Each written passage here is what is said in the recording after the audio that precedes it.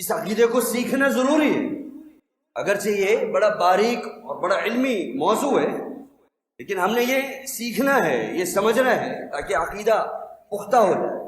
توحید کی بڑی گہرائیاں ہیں، اللہ کا عرش پر ہونا، اللہ کی جہت کا مقرر ہونا کہ اس کی جہت علو ہے، اور مثلا اللہ کی جو صفات ہیں ان صفات پر کس طرح ایمان رکھنا ہے، یہ توحید کے بڑے باریک اور نازک معاملات تو سیکھنا تو ہے، سیکھنا ضروری ہے۔ ساری محنت، زندگی کے سارے اعمال کی بنیاد ہی توحید پر ہے۔ ہم اکثر یہ کہہ کر اس بات کو ٹال دیتے ہیں کہ یہ جناب علماء کے کام ہے، بڑا باریک اور علمی موضوع ہے، بس ہم تو موٹی موٹی باتیں آ جائیں ہمیں، لیکن اللہ کی ذات کے بارے میں کیا ایمان ہے، وہ عقیدہ آپ نے یہاں رکھنا ہے دل میں۔ اللہ ذات کے اعتبار سے کہاں ہے، اور پھر قرآن کریم میں اللہ رب العالمین نے جو بیان فرمایا کہ اللہ رب العالمین کی معیت وہ عام بھی ہے اور خاص بھی ہے، تو اس عام اور خاص کو بھی سمجھنا ہے، اس کو بھی سیکھنا ہے، کیونکہ یہ عقیدہ ہے، اس کے بغیر عمل قبول نہیں۔ تو معیت کے حوالے سے ہم نے بات کو چھوڑا تھا، آپ نے اس سے قبل سنا کہ اللہ تبارک و تعالی اپنی ذات کے اعتبار سے عرش پر ہے، بلند ہے اور اپنی مخلوق سے جدا ہے۔ لیکن اب جو قرآن میں رب العالمین نے فرمایا، اور بہت سے لوگ دلائل بھی دیتے ہیں کہ اللہ تو ہر جگہ موجود ہے، اللہ ہر ایک میں بستا ہے، کائنات کے ذرے ذرے میں اللہ ہے، قرآن نے یہ بیان فرمایا، تو سب سے پہلی بات قرآن کریم کو سمجھنے کے لیے غور ضروری ہے۔ ان آیات میں غور کیجیے، اللہ فرما کیا رہا، ایک جملے کو مت لیجیے، اس جملے سے پہلے اور اس جملے کے بعد یہ لینا ضروری ہے، خود ہی وضاحت ہو جائے گی۔ اللہ تعالیٰ خود وضاحت کر رہا ہو اس کا معنی کیا ہے، لیکن ہم سمجھ نہیں پاتے، تو وہ سمجھنا ضروری ہے۔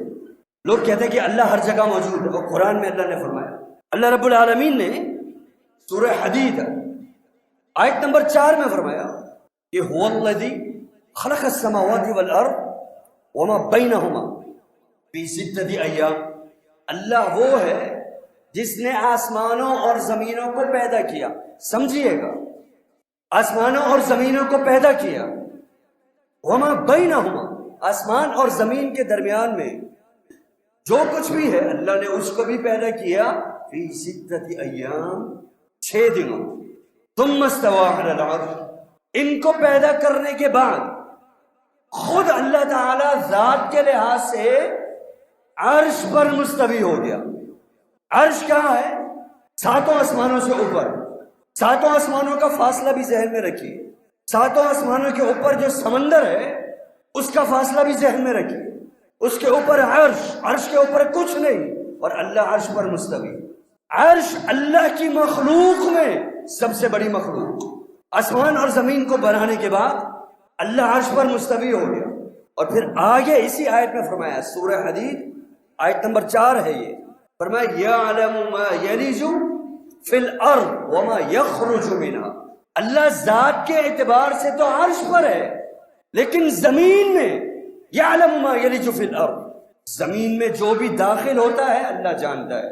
خود اللہ نے بیان کر دیا کہ ذات اللہ کے عرش پر ہے، اور علم، اللہ کا علم آگے خود فرمایا یعلم ما یلج فی الارض، جو کچھ زمین میں داخل ہوتا ہے وہ اللہ جانتا ہے، وما یخرج منها، جو زمین سے خارج اور نکلتا ہے وہ بھی اللہ جانتا ہے۔ جو بھی زمین میں داخل ہو خارج ہو اللہ کے علم میں ہے۔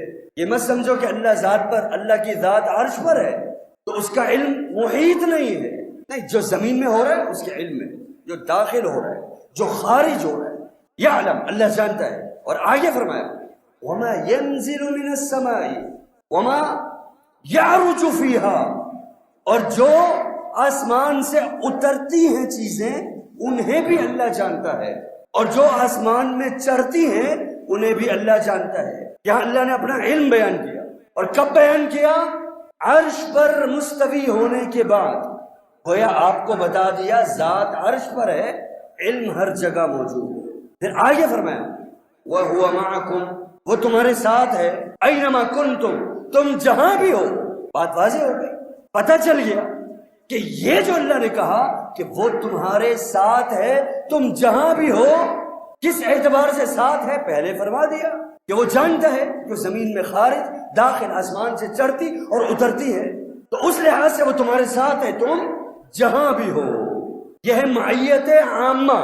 معیت کا معنی اللہ کا ساتھ ہونا. دیکھیے لفظ سمجھیے پہلے, یہ مت سوچئے کہ ہم تو عام سے لوگ ہیں, کاروبار کرنے والے لوگ ہیں, یہ الفاظ تو علماء کو آتے ہیں, یہ اصطلاحات تو علماء جانتے ہیں, تو جمعے کے خطبے میں سیکھنے تو آتے ہو, تو ان الفاظ کو سیکھیے.